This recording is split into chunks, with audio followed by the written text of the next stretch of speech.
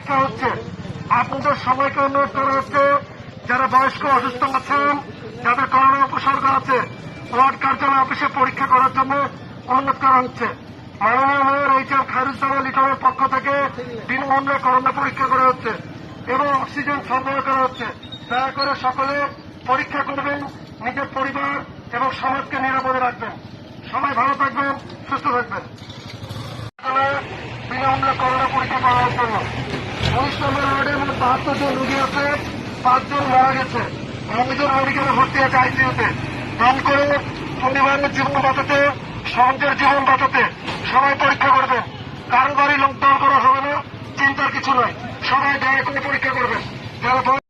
যারা বয়স্ক অসুস্থ আছেন সবাইকে ছোট বন্ধন কার্যালয়ে পরীক্ষা করার জন্য অনুরোধ করছি। কারো বাড়ি লকডাউন করা হবে না। 19 নম্বর ওয়ার্ডে মোট 72 জন রোগী আছে, 9 জন মেডিকেল আইসিইউতে ভর্তি আছে, 5 জন মারা গেছে। আপনার এবং আপনার পরিবারের জীবন বাঁচাতে, সমাজের জীবন বাঁচাতে সবাই দয়া করে পরীক্ষা করবেন।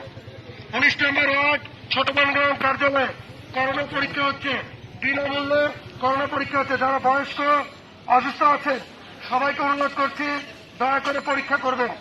মোট 19 নম্বর ওয়ার্ড এলাকায় 72 জন করোনা রোগী আছে, 5 জন মারা গেছে, 9 জন মেডিকেলে ভর্তি আছে। আপনি যদি আইসিইউতে না ভর্তি হতে চান, আপনার পরিবারের কাউকে যদি মৃত্যুবরণ করাতে না চান, তাহলে দয়া করে পরীক্ষা করবেন। কারো বাড়ি লকডাউন করা হবে না। আমরা অসুস্থ লোককে চিকিৎসাপত্র, ওষুধপত্র ফিরিয়ে দেবো। সবাই দয়া করে পরীক্ষা করবেন। পক্ষ থেকে বিনামূল্যে করোনা পরীক্ষা করা হচ্ছে, বিনামূল্যে করোনা পরীক্ষা করা হচ্ছে। আপনাদের পরিবার, আপনাদের সমাজ, আপনাদের সন্তানদের কথা ভেবে যারা অসুস্থ, যারা বয়স্ক, দয়া করে পরীক্ষা করবেন। যারা করোনা পজিটিভ হবেন তাদেরকে আমরা চিকিৎসাপত্র সহ ওষুধ বিনামূল্যে দিব। দয়া করে সকলে পরীক্ষা করবেন। এছাড়া মাননীয় মেয়র যাদের করোনা পজিটিভ, যারা অসুস্থ আছে, বিনামূল্যে অক্সিজেন সেবা দিচ্ছেন, আপনারা সেটা গ্রহণ করতে পারেন। সমাজের কথা ভেবে, আপনাদের পরিবারের কথা ভেবে সবাই দয়া করে পরীক্ষা করার জন্য অনুরোধ করছি। 19 নম্বর ওয়ার্ড কার্যালয় ছোট বনগ্রাম অফিসে বয়স্ক যারা আছেন, যারা অসুস্থ আছেন, যাদের করোনা উপসর্গ আছে, সবাই বিনামূল্যে পরীক্ষা করবেন। দুপুরে 1টা পর্যন্ত পরীক্ষা হচ্ছে।